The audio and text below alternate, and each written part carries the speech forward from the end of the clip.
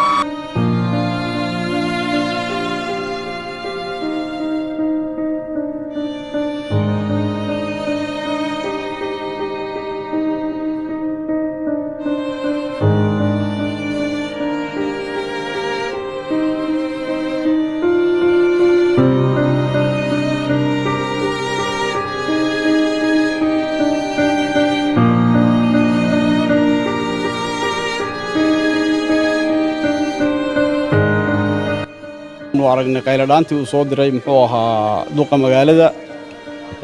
waxa uu hadaladiisi kamid ahayd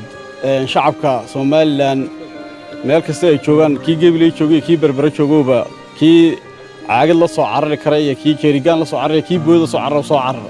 annaga waxaan soo aragnay inaan shacabkan isku mid nahay halkii aan markaa taagnay wixii aan markaa ka qalqaalin karaynay baan soo cararay afar muxuu ahaa dabdamis oo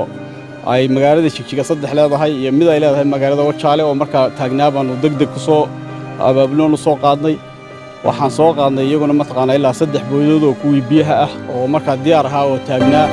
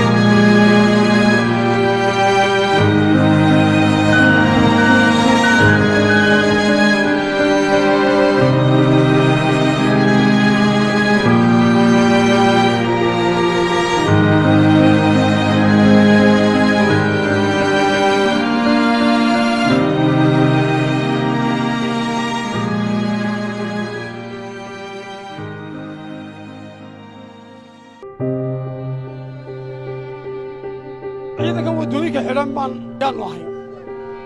maanta khasaaraanu ku sugannahay waanu weyneeyeen hantidayadii dhammaantayo magaaladuna lacag bay nagu wada lahayd wixii way bas beeleen dawladdaa la eedaynaya dawladdu wax walba way nagu tiri ninkasta waa in la idhaa 22 sano naga beriyey inaannu la xaallo aanu magaalada sida ka bedelo deg talaqoon u sii weyn dawladdu maalin walba maayarka imika maalintii dhibaato nala badan mid walba nala badan waa loo taag waayey inaannu waddadaa markaa dawladda eedayaa maanta meeshan ma taalo waayo wax walba way nagula hadashay wax waloo imanayaba waa inoo sii sheegaysa deg umaanaan dhigayna dee dadka casada waxaan